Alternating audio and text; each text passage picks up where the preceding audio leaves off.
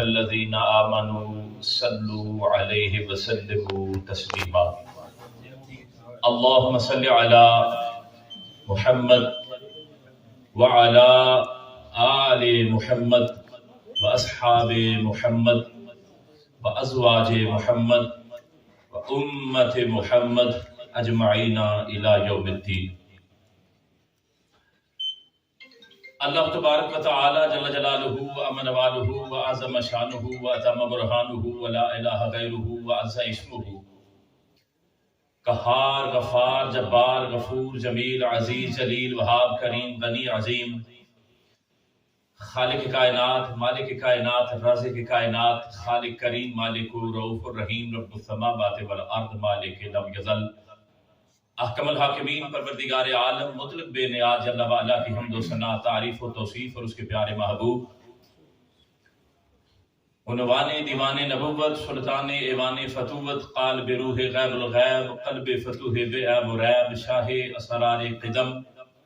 ماہ انوار حکم، لطیفہ علوم عرفان، صحیفہ رقوم احسان، گوہر خزینہ بطحا،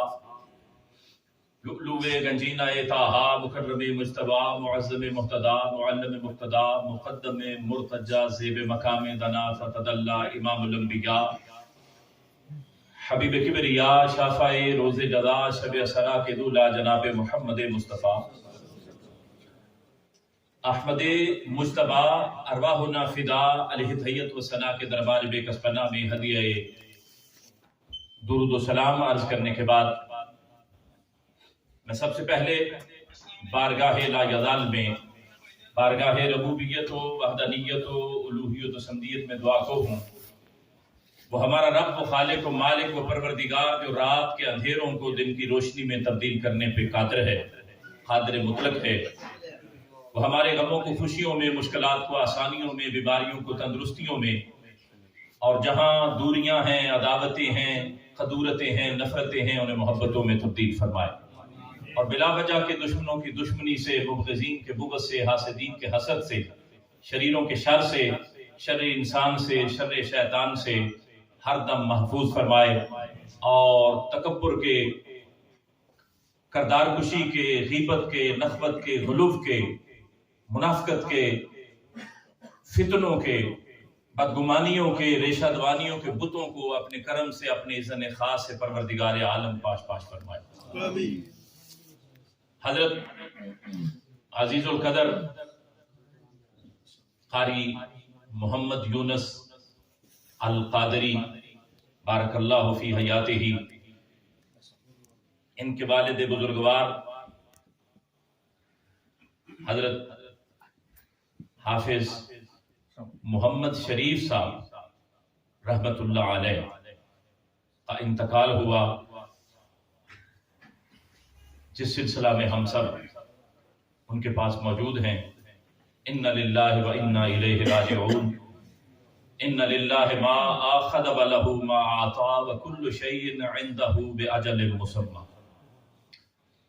بارگاہ ربوبیت میں دعا ہے کہ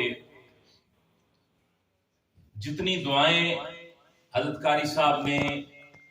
ان کے گھرانے نے، ان کے خانوادے نے، اعزاء خیش و اقارب نے، متعلقین و محبین و وابستگان نے، ان کے دوست احباب نے ان کے لیے کی ہیں، یا بتدریج نسل در نسل کی جائیں گی، اللہ پاک مرحوم کے حق میں قبول و منظور فرما کر ان کے درجات کو بلند فرمائے، اور ان کی روح کو اعلیٰ علیین میں منتقل فرمائے۔ گرامی قدر حضرات، علماء کرام،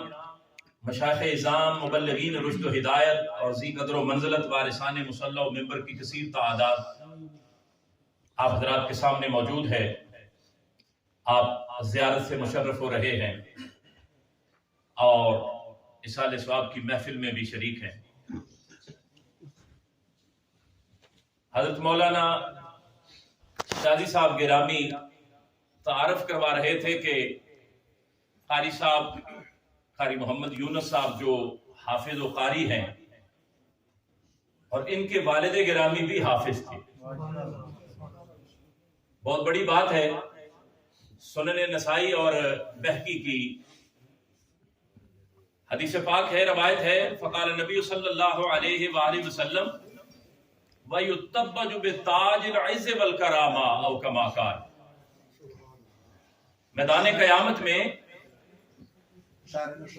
ایسا طبقہ، ایسی جماعت، ایسا گروہ، ایسے لوگ، ایسے خوش نصیب بھی ہوں گے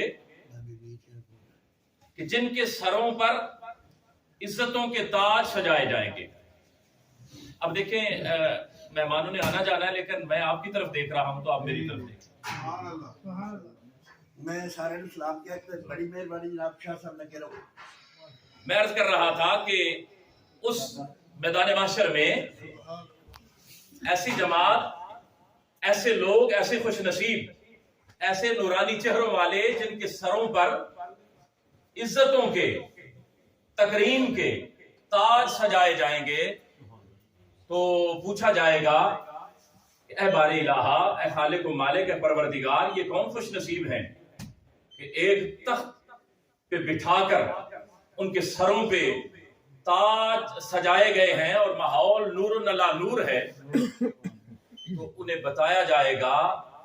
کہ یہ دنیا میں قرآن کو ازبر کرنے والے، الحمد کی الف سے لے کر والناس کی سین تک سینوں میں محفوظ کرنے والے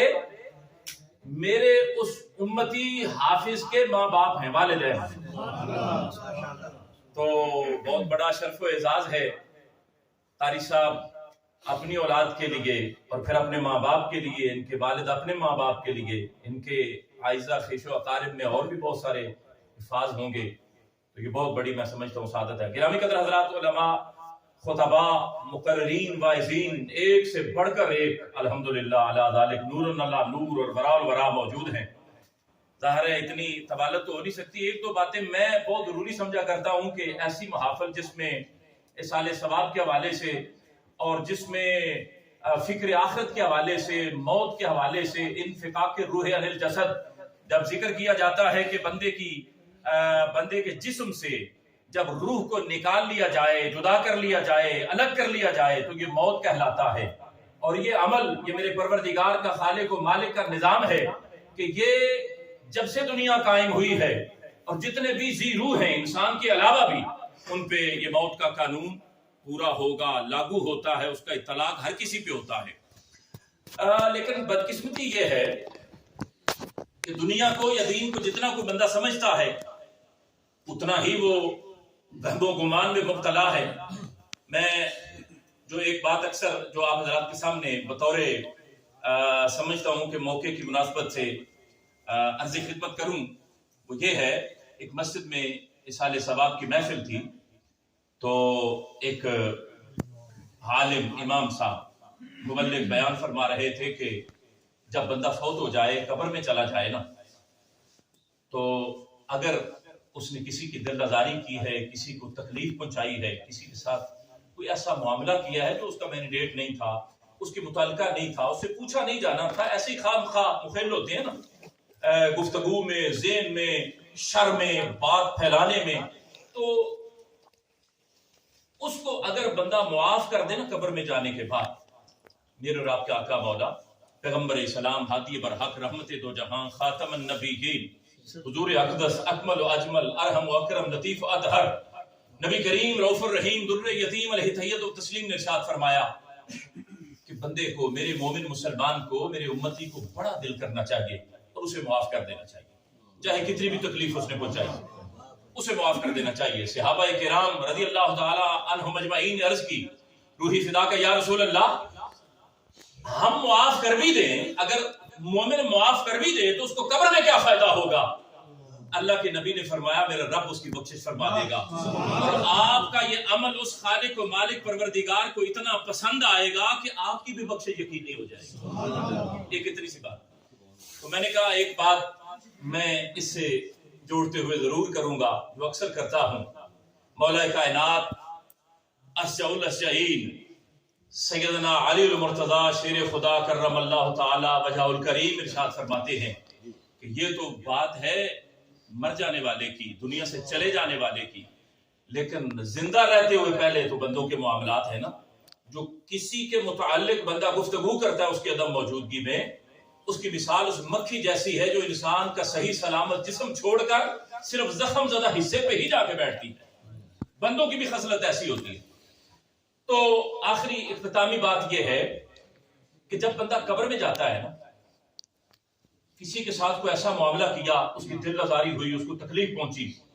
وہ پریشان ہوا، بندہ چلا گیا دنیا سے. اب کسی لمحے، توجہ سے میں ان جملوں پہ ختم کرنے لگا ہوں بات، کسی لمحے ایک آن کے لیے اگر اس کی سوچ میں، تخیل میں، ذہن میں یہ بات گردش کر گئی، آ گئی کہ فلاں مقام پہ، فلاں موقع پہ، فلاں لمحے، فلاں دن، فلاں سال قبر میں فلاں جانے والے نے مجھے تکلیف دی تھی، میرا دل دکھایا تھا،